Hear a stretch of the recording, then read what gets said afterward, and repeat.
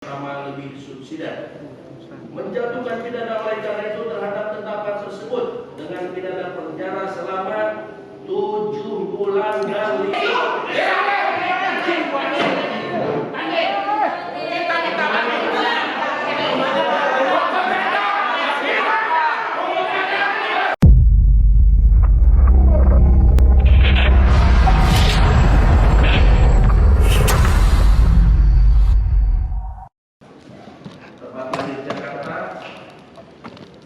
umur tanggal lahir 55 tahun 8 Agustus 1966, jenis kelamin laki-laki, bangsa Indonesia, tempat tinggal Jalan Buncis 2 nomor 11 RT 002 RW 007 Kelurahan Rawabuaya, Kecamatan Cengkareng, Jakarta Barat.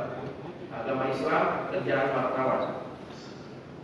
Terdakwa ditahan dengan jenis penahanan rumah tahanan darurat 2A Salemba sejak tanggal 31 Januari 2022 sampai dengan saat ini.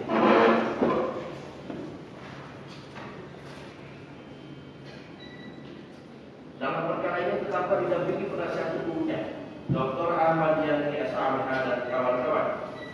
Semuanya warga negara Indonesia, para advokat yang tergabung dalam tim pembela Edi Mulyadi selamat di perkantoran Meli di Jalan Kiai Haji Abdullah Syafi'i Gudang Guru Tebet, Jakarta Selatan, berdasarkan surat kuasa khusus tanggal 9 Mei 2022 yang terdaftar di Pengadilan Negeri di Jakarta Pusat di Bawah Distrik nomor 2 Batam. Setelah mendengar pembacaan tuntutan pidana yang diajukan oleh penuntut umum yang pada pokoknya sebagai berikut. Saya Majelis Hakim Pengadilan Negeri Jakarta Pusat yang memeriksa dan mengadili perkara ini memutuskan 1. Menyatakan terdakwa Edi Mulyadi terbukti secara sah dan meyakinkan bersalah melakukan perbuatan dengan menyiarkan berita atau pemberitahuan bohong dengan sengaja menerbitkan keonaran di kalangan rakyat sebagaimana diatur dan diancam pidana dalam pasal 14 ayat 1 Undang-Undang RI nomor 1 tahun 1946 tentang peraturan hukum pidana sebagaimana dalam dakwaan ke-1 primer. 2. Menjatuhkan pidana penjara kepada terdakwa Edi Mulyadi selama 4 tahun penjara dikurangi selama terdakwa berada dalam tahanan sementara dengan perintah agar terdakwa tetap ditahan. Menyatakan barang bukti berupa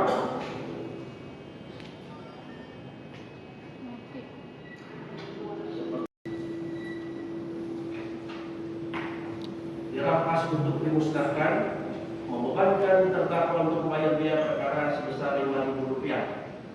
Setelah mendengar pembelaan terdakwa pribadi serta melalui penasihat hukumnya pada tanggal 8 September 2022 dengan melampirkan bukti suratnya pada pokoknya sebagai berikut. 1. Menyatakan terdakwa Edi Mulyadi tidak terbukti secara sah dan meyakinkan melakukan tindak pidana sebagaimana diatur dan diancam dalam pasal 14 ayat 1 Undang-Undang RI nomor 1 tahun 1946 tentang peraturan hukum pidana sebagaimana dalam dakwaan ke-1 primer.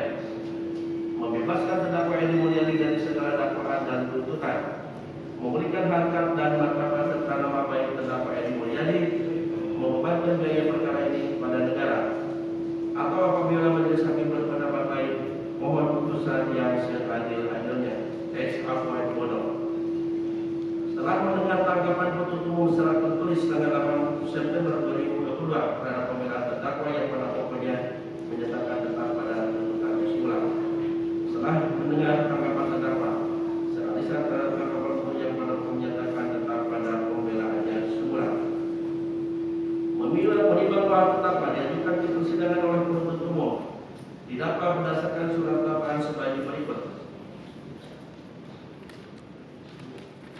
Ke-1 primer, bahwa terdakwa Edi Mulyadi selaku pembicara dalam acara press conference yang dilaksanakan oleh KPAU dalam kurung LSM Koalisi Persaudaraan dan Advokasi Umat sekaligus pemilik channel YouTube Bang Edi Mulyadi pada hari Senin tanggal 17 Januari tahun 2022 sekira pukul 20 waktu Indonesia Barat atau setidak-tidaknya pada waktu lain dalam tahun 2022 terdapat di lantai 4 ruang Parang Kencoto meeting room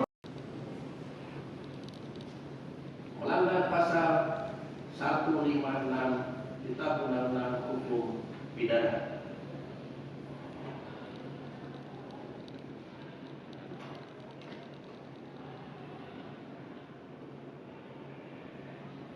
Menimbang bahwa terhadap dakwaan penuntut umum, Majelis Hakim terdakwa telah menunjukkan keberatan dan telah diputus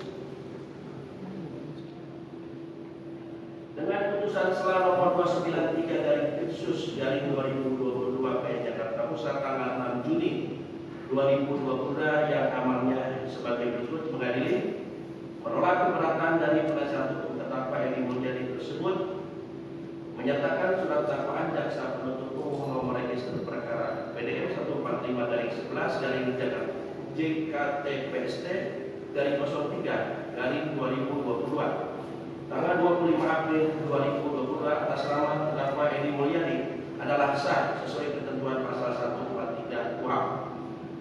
Memerintahkan jaksa penuntut umum untuk melanjutkan pemeriksaan perkara nomor 293 garing Khusus dari 2022 PN Jakarta Pusat dengan menghadapkan terdakwa, saksi-saksi dan barang bukti dalam perkara ini, menanggungkan biaya perkara ini sampai putusan akhir. Menimbang bahwa untuk membuktikan dakwanya, penuntut umum telah mengajukan saksi-saksi sebagai berikut. Ini saksi-saksi, saya bacakan namanya ya. Keterangannya termuat lengkap dalam putusan ini. Pertama, saksi Silvanus Tri Rumiansah Tului, anak dari almarhum Basri Sabidan. Saksi kedua, Muhammad Fahmi Isnain. Saksi ketiga, Nanang Sugiri. Saksi keempat, Sugeng Karyoto. Saksi kelima, Firman Fitri Hidayat SE. Saksi enam, Nafan Widianto Rafiq. Saksi ketujuh, Bintang Wahyu Saputra. Saksi ke-8, Hengki Primana.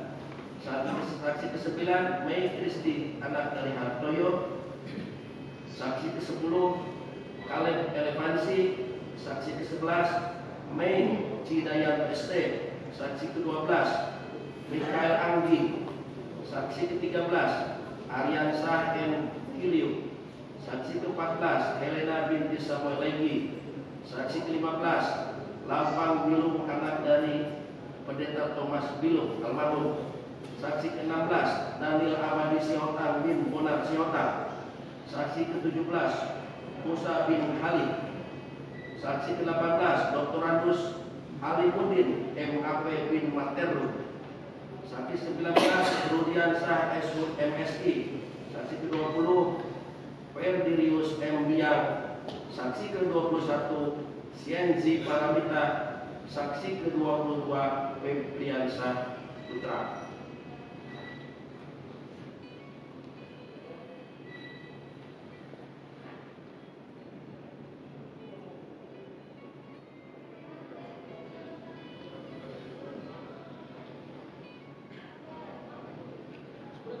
Menimbang bahwa penuntut umum selain menghadirkan saksi-saksi di persidangan juga menghadirkan ahli, masing-masing ahli 1, Dr. Andika Buta Pahari SPDM Hukum.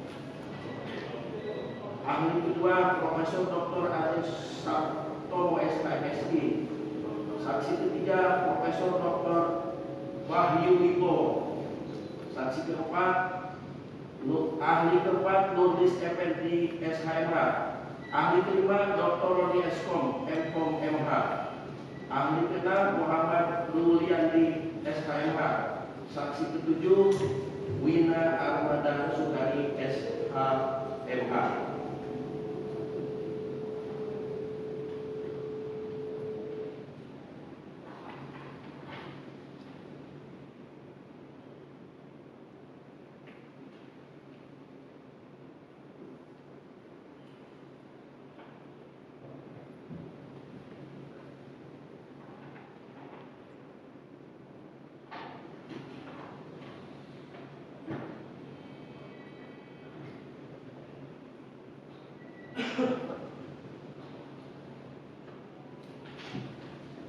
Menimbang bahwa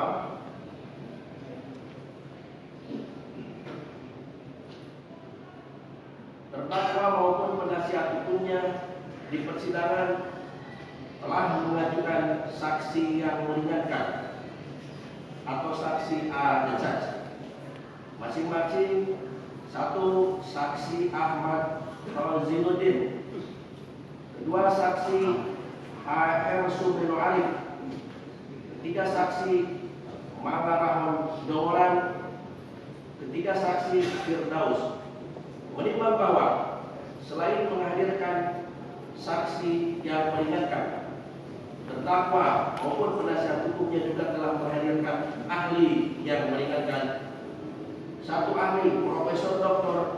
Aceh Nur Hendy Saifullah, M.Hum, ahli Rocky Gerung, ahli Dr. Muhammad Taufik, SHMH, ahli Profesor Dr. H.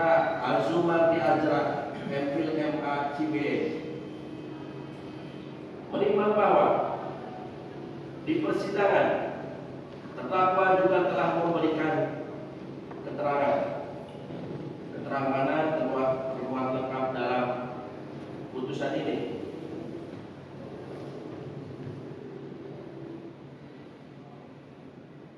Menimbang bahwa di persidangan terdakwa telah mengajukan bukti surat sebagaimana terlampir dalam pembelaan terdakwa sebagai berikut.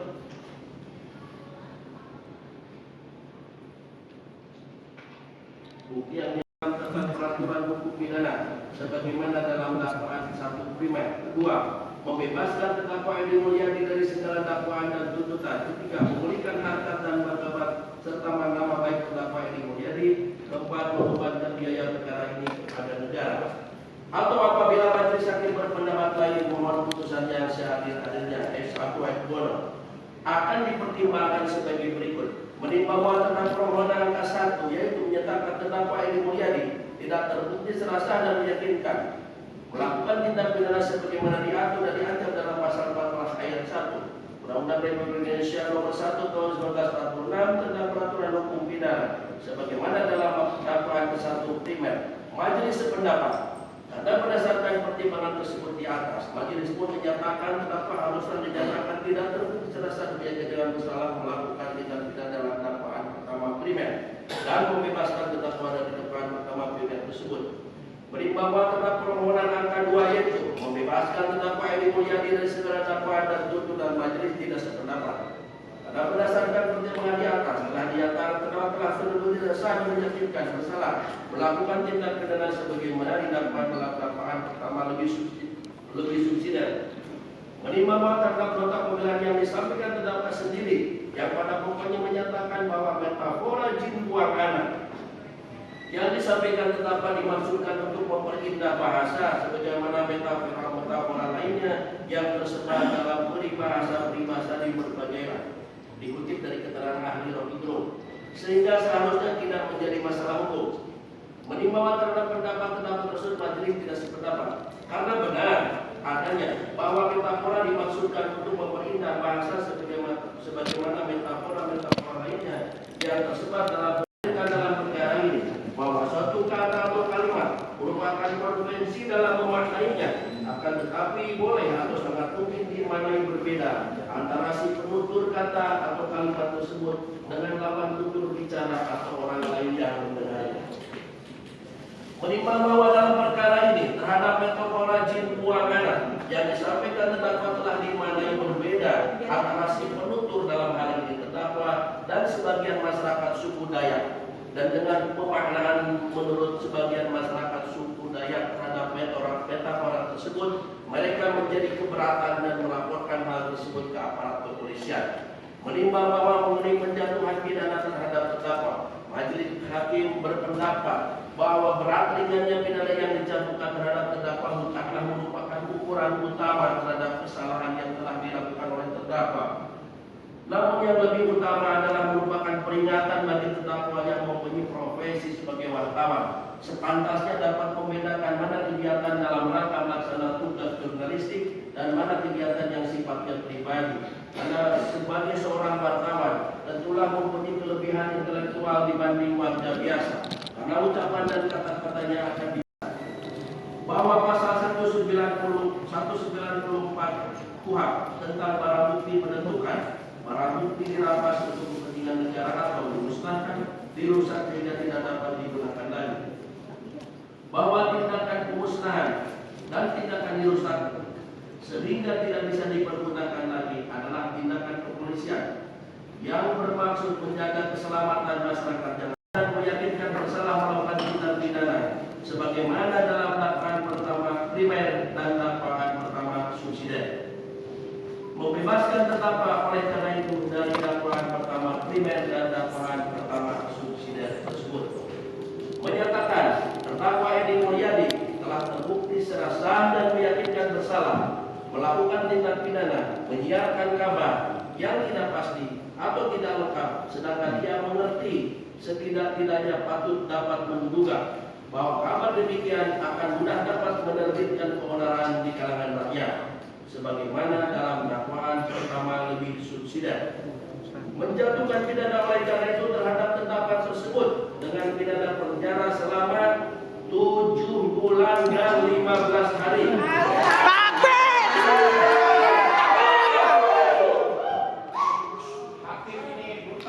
Menetapkan masuk.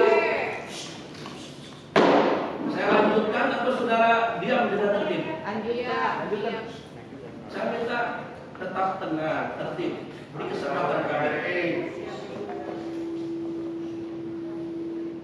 Menetapkan masa penangkapan dan atau penahanan yang telah dijalani oleh terdakwa tersebut dikurangkan seluruhnya dari pidana yang dijatuhkan.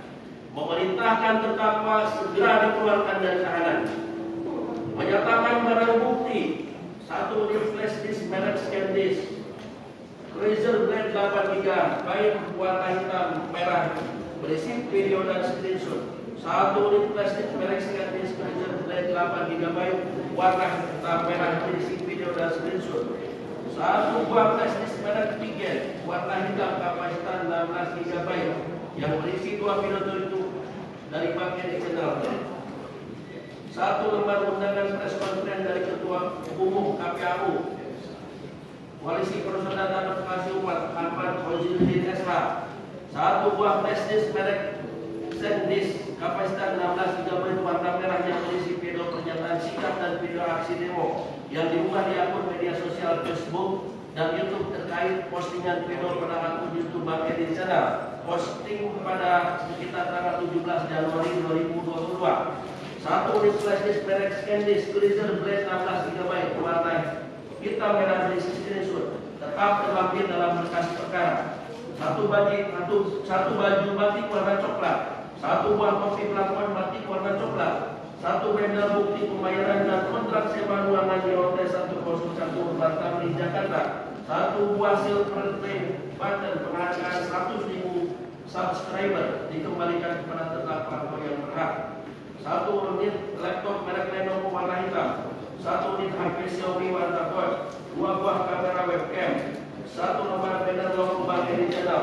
1 unit handphone Infinix Note 9 warna hijau dengan nomor handphone 0813 8975 296 rampas untuk dimusnahkan. Membebankan biaya perkara ini kepada terdakwa sebanyak Rp5.000.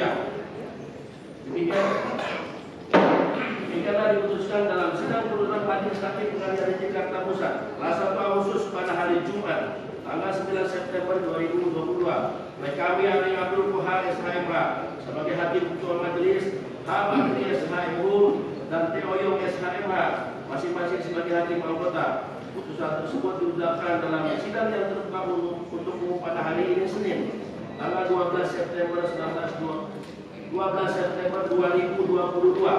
oleh Hakim Ketua dengan didampingi oleh para hakim anggota tersebut dibantu oleh dari Ketua SHMH. Pada kami pada pengadilan negeri tersebut dihadiri oleh Edi Widodo SHMH penuntut umum pada Kejaksaan Negeri Jakarta Pusat dan di hadapan terdakwa yang didampingi oleh para penasihat hukumnya.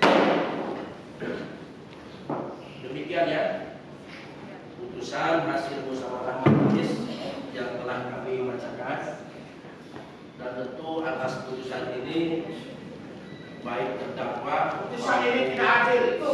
Kami akan bayar. Kami akan terjadi.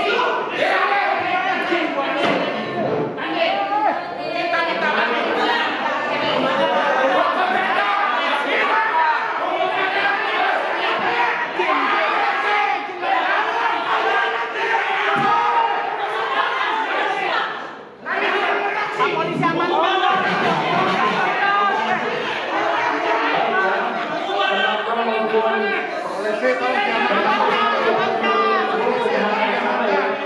untuk menerima baik putusan ini maupun mengajukan kepada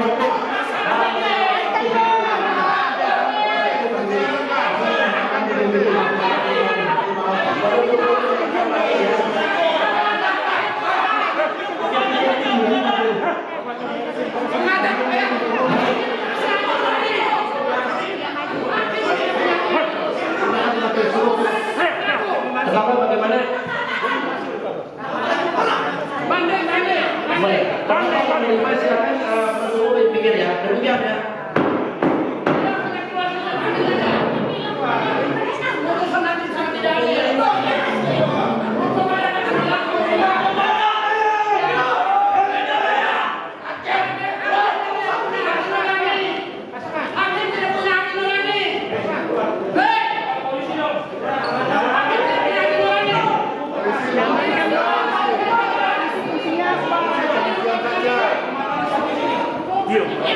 Amankan Pak.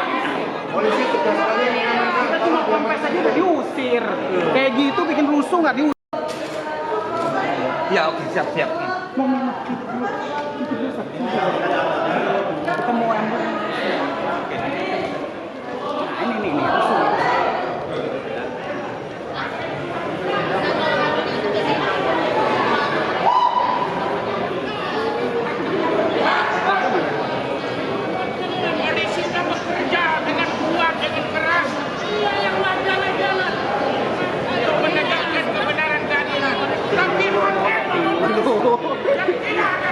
Biar kelihatan action. Assalamualaikum. Benar. Di situ Ibu.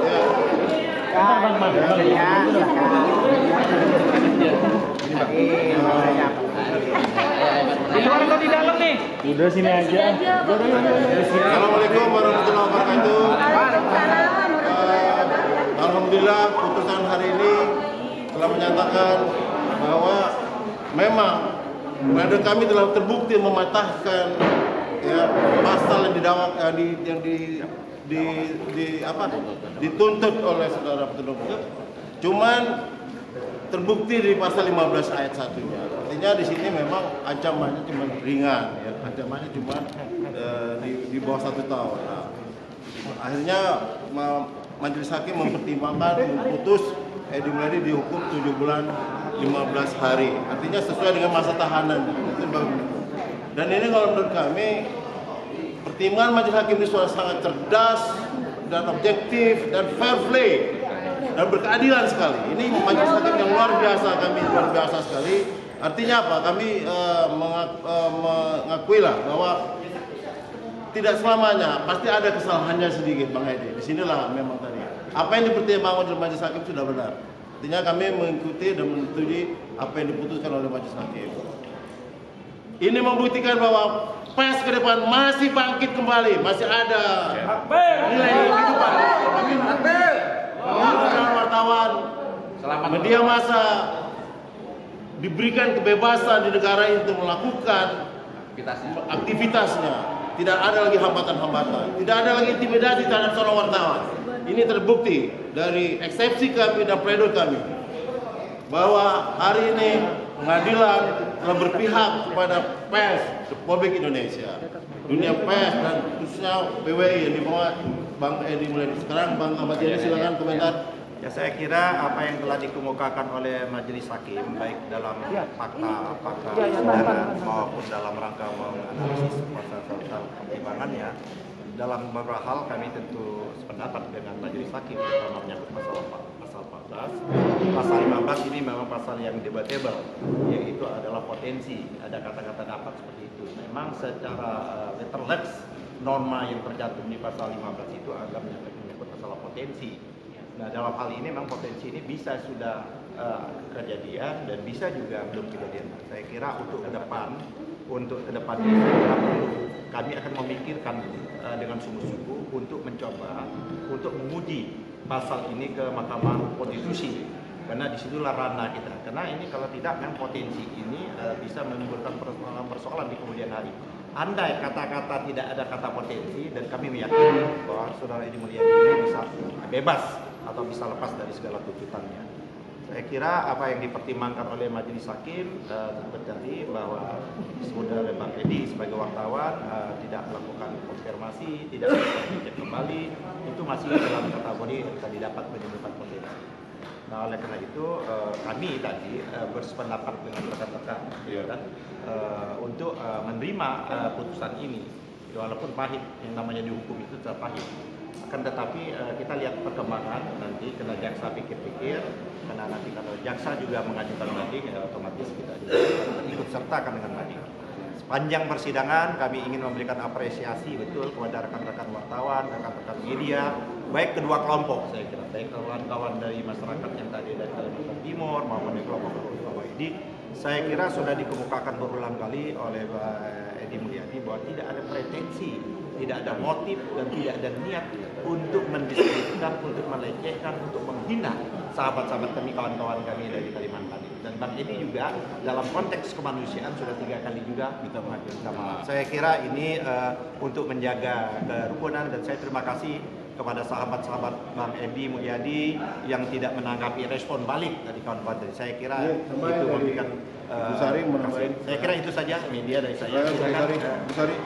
Ya, yang pasti alhamdulillah kita ucapkan puji syukur atas putusan yang sudah disampaikan oleh majelis hakim hari ini, dan ini juga membuktikan bahwa memang keadilan masih bisa diraih di negeri ini. Itu yang pertama. Yang kedua adalah alhamdulillah kami selaku penasehat hukum benar-benar berjuang untuk Edi Mulyadi, dan ternyata Allah tidak menutup mata. Allah membukakan dan melembutkan hati para hakim sehingga kemudian memberikan putusan yang seadil-adilnya. Dan di dalam putusan itu memang dalam pembelaan kami sudah mematahkan unsur-unsur dari pasal yang dituntut oleh jaksa penuntut umum, yaitu pasal 14 ayat 1. Dan di situ kami sepakat dengan hakim bahwa memang tidak terpenuhi unsur menimbulkan keonaran, itu yang kami kejar. Dan alhamdulillah kami juga sepakat bahwa memang ya masuk dalam potensi akan menimbulkan keonaran. Saya kira sepakat juga dengan Bang Yani bahwa nanti akan kita coba uji ya Bang ya. Jadi putusan ini diterima, Pak? Terima. Insya Allah kami menerima. Dan dalam waktu dekat berarti Bang Edi akan segera keluar. Hari ini keluar. Hari ini. Allahu Akbar. Serta merta keluar. Dalam rangka itu saya kira kita akan mengurus secara administratifnya, dan hari ini tidak ada sesuatu apapun hal ikhwal yang bisa menghalangi Bang Edi untuk keluar dari rumah tahanan yang ada sekarang ini. Saya kira nanti sore kita bisa sudah bertemu dalam Edi Mulyadi dalam status yang berbeda. Amin. Makasih. Bagi pers, karena pertimbangan dari hakim tetap kalau ada pers itu harus diselesaikan melalui dewan pers. Ini adalah hal yang harus dijunjung, dan mudah-mudahan ke depan hakim-hakim seperti inilah yang dapat menghidupkan demokrasi dan juga pertumbuhan pers di Indonesia. NKRI dan Pancasila merdeka. Itu dong. Sekarang mau sambutan. Ya, mewakili rekan-rekan pengacara itu atas hasil vonis pihak majelis pada hari ini, kita mengucapkan syukur alhamdulillah. Ya, walaupun kami tidak menghendaki saudara Edi Mulyadi dihukum 1 hari pun, ya, praktis begitu. Tapi tadi seperti kami rekan-rekan bahwa ada klausul berpotensi menimbulkan kerusuhan, itu yang dipertimbangkan oleh majelis hakim untuk menghukum Edi Mulyadi. Jadi demikian kata kami. Kami insya Allah kebebasan pers akan